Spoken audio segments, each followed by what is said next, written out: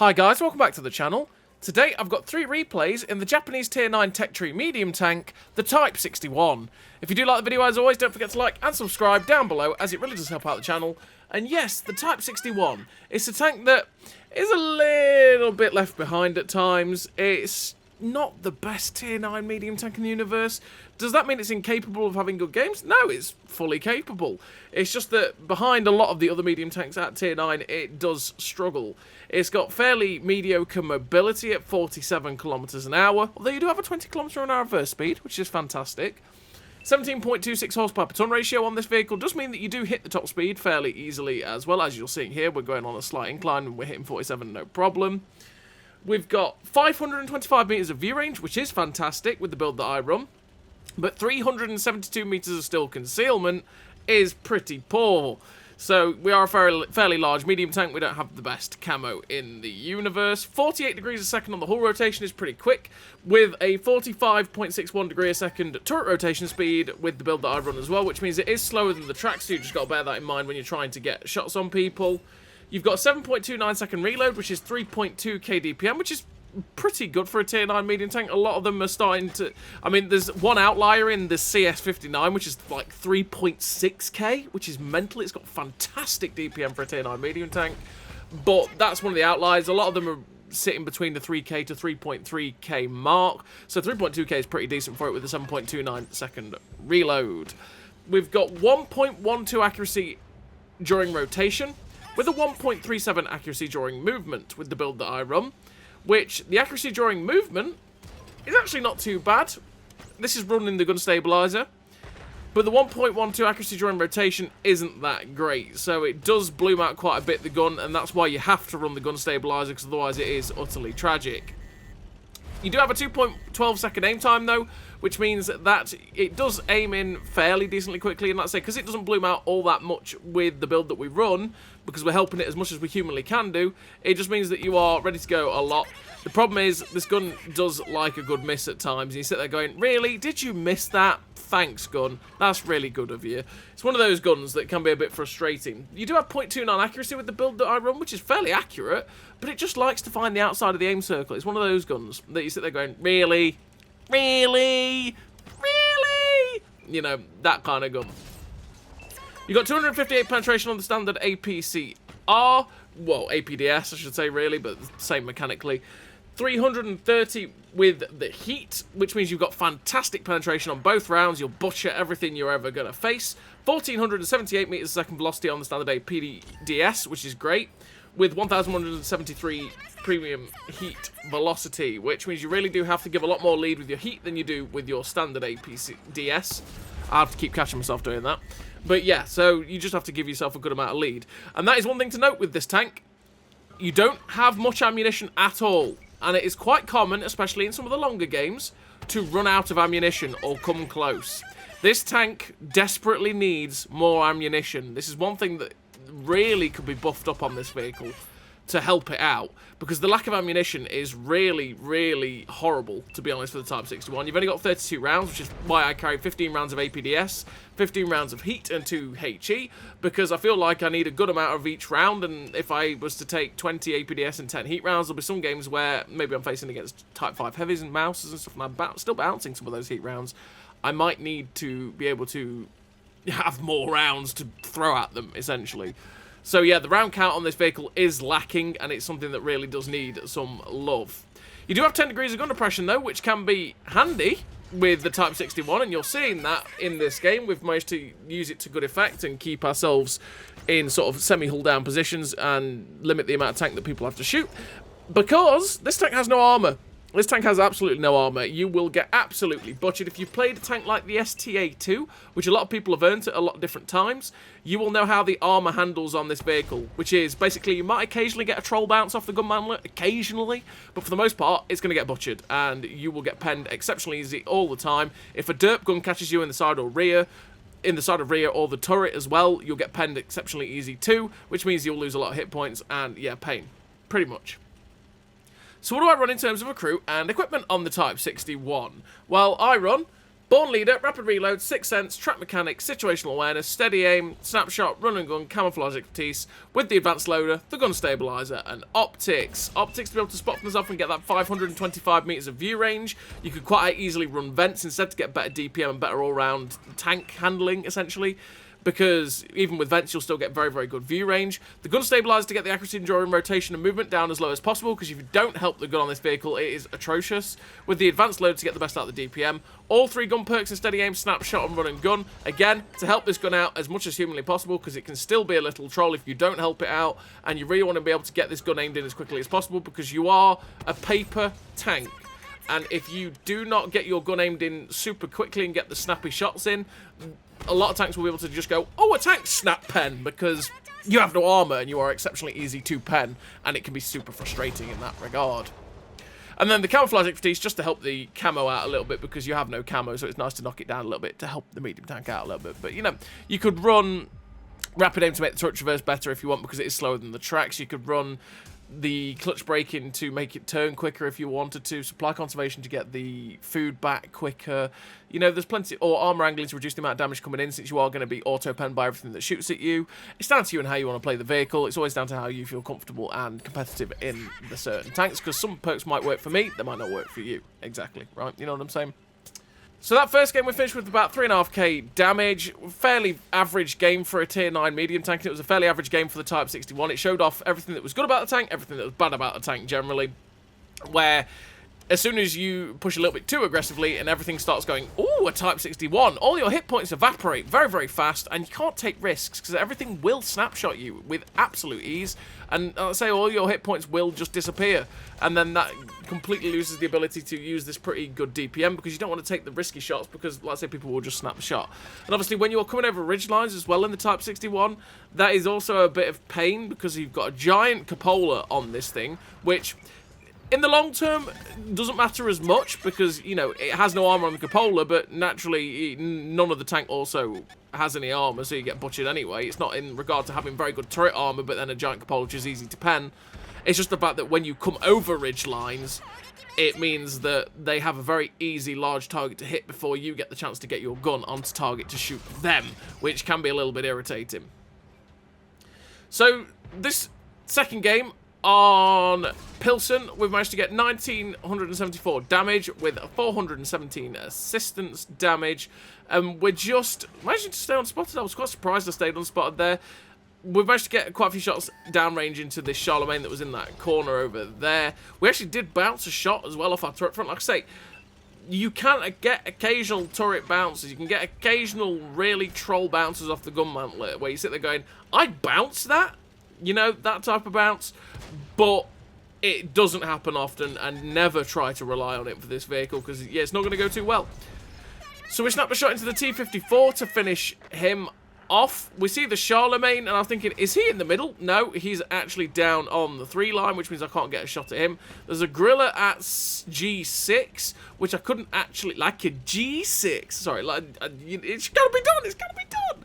Anyway, which I can't actually see because of the building, but as I'm coming across, we get the RBRT into that Grill 15. As we crossed, we always got to take the chancy shots, and now we're going after the M48 120mm. Just going for that cupola shot.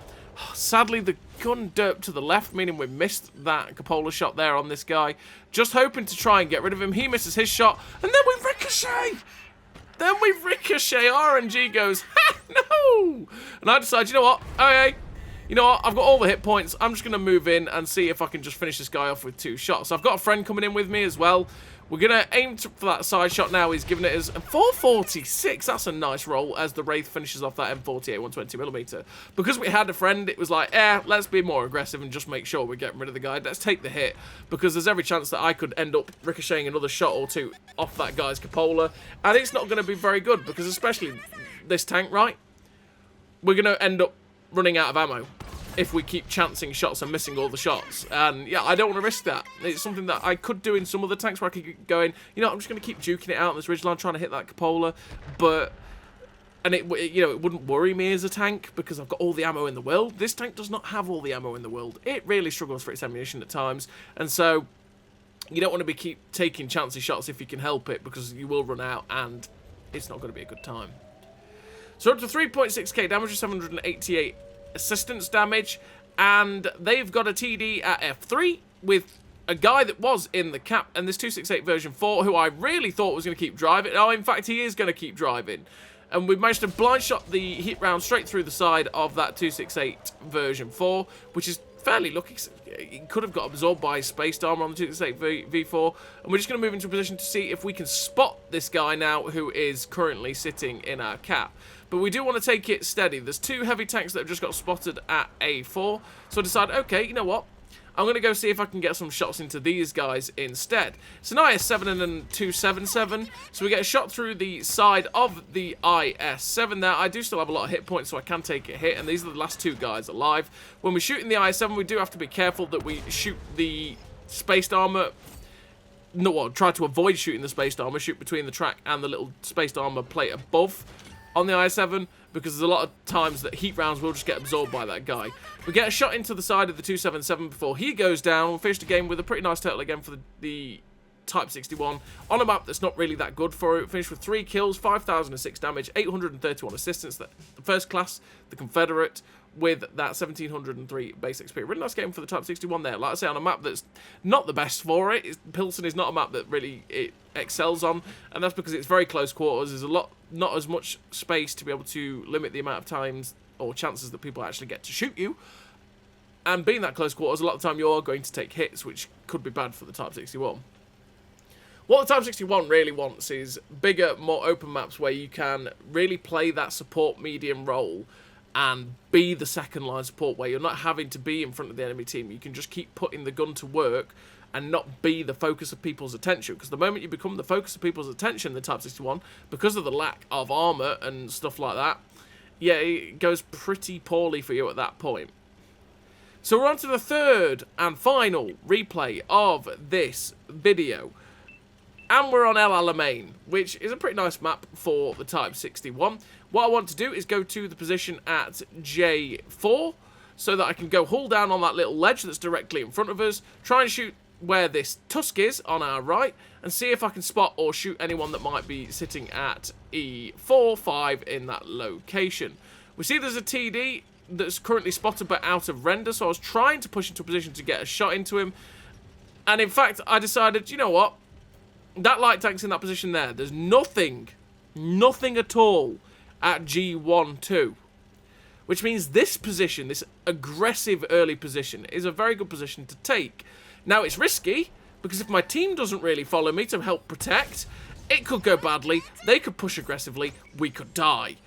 If my team pushes enough, we're going to have enough people to stop that from happening, which is what's happening for us, which is good. And to be honest, this kind of aggressive early push as well means that sometimes the team does feel more confident to push over and be a bit more aggressive rather than camping back at K5, where generally if you go to J4 and sit there, a lot of people will just sit at K5 and it can stagnate a bit. So if they see 2 or 3 people push to a position like this that I'm at now, it can all of a sudden go very, very well for you, because your team will go, oh, it's safe to push up, and you push up and can trap the enemy team in, which is what we're trying to do.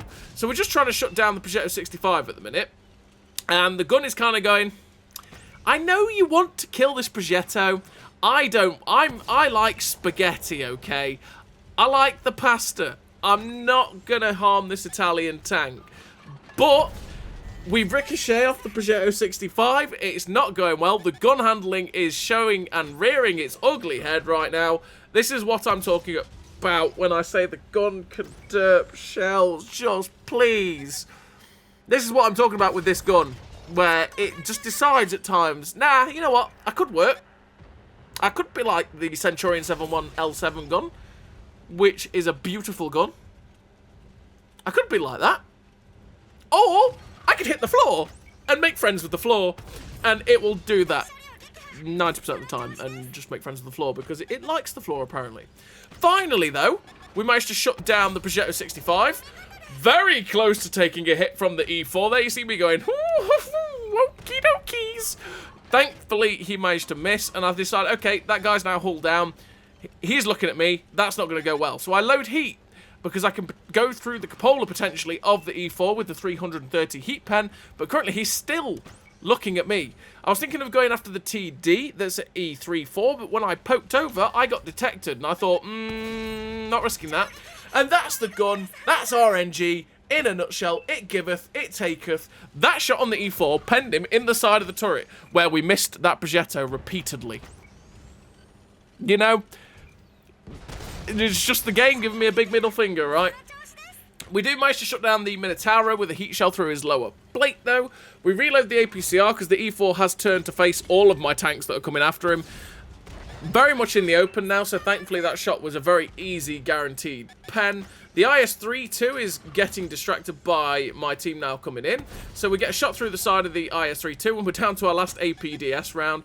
But I shot him in the side, so clearly he just goes, you know what, instead of looking at the guys that are coming after me, I'm just going to look at the Type 61. But thankfully he does turn around to look at my friends and doesn't get the big double barrel into us. There's now a VZ55 that's farming our guys, so we're just looking to get the shot into the rear of that VZ55, but it hits the floor. Turan and 704 spotted in the distance, so I was thinking maybe I could get a shot into the Turan or 704, because it would be good to get rid of those guys, because they're obviously the type of tank that once they get unspotted, it's going to be a pain in the butts to be able to get rid of them or spot them, or they are going to hit us and hurt. It's going to hurt when they hit us, so we don't really want to take that shot. But the VZ55 has been shut down. That means that my team is now closing in on the 704 and the Turan. So we're going to go decide to try and close the distance, but instead of pushing straight down the 5 line into where the Turan and the 704 are, we're not going to do that, because that would lead to easy shots for them and death very quickly. I want to take a wide angle so I can get shots like this, because as my team is pushing into BC4, the only place for that 704 and Turan to get safe is on this side of the ridgeline, where I have easy shots at them from this position in the middle of the map at F5-6. And you can see exactly right there why I took this position, because it was like, oh, they're gonna have to fall back. If they stay on the other side of that ridgeline, they're just going to die. But if they use their brains and fall back, that means they'll get safe from my whole team, but they won't be safe from me. And thankfully, that's where we managed to get the kills there on those guys. So we're going after the Type 5 Heavy now, and I think, okay, easy shots into the side of the Type 5 Heavy's turret, that'll be good. But he starts pulling back, and I realise, oh boy, he might actually be able to pen me with the Derp gun. I don't really want to take that. So we're now taking chancy shots into the side of this guy. This guy's clearly running armor angling, at least, because 2 of our rolls here have been very, very poor. 369 again. Our rolls are really, really bad on that Type 4 heavy, Type 5 heavy, sorry, so he's clearly running armor angling. But he gets shot down by the Type 61. We get shot into the side of the T95 E6, and there's only 2 vehicles left. There's the Conqueror and the Jagdpanzer E100. Hello, Mr. Jaegeru. I have 4 shells of heat left, so I'm going to use them on your side. This is where I'm, again, talking about the ammunition capacity on this vehicle starting to have problems, because we are, again, we've had a fairly large game. Most other tanks wouldn't be struggling for the potential to do more damage, because they wouldn't be running out of ammunition. This tank, however, yeah, we've only got 1 round of heat left with that shot into the side of the turret, which was never going to pen. Thankfully, we're not going to have the horribleness of truly running out of ammunition. Well, we've only got 2 rounds of HE left. I try and take the hit off the Conqueror, luckily bounce him, and just as I fire the first HE round, he gets shut down by the Type 61. I can bounce that guy then, that's quite fortunate. We finished it with the victory, 4 kills, 7.2k damage, 285 assistance with the Ace Tanker, the Confederate, the High Caliber, and the 2,106 base XP. A really great game there for the Type 61. Again, you saw the ammunition problem. Really, you saw the good and the bad of the Type 61, where you can get into those farming positions, it all goes well. But the gun can troll the living hell out of you at times, and it sits there going, I could hit those targets, but no, okay. And you don't really have any armor, which can be pure pain too. So as always, everybody, thank you very much for watching. I'll see you next time.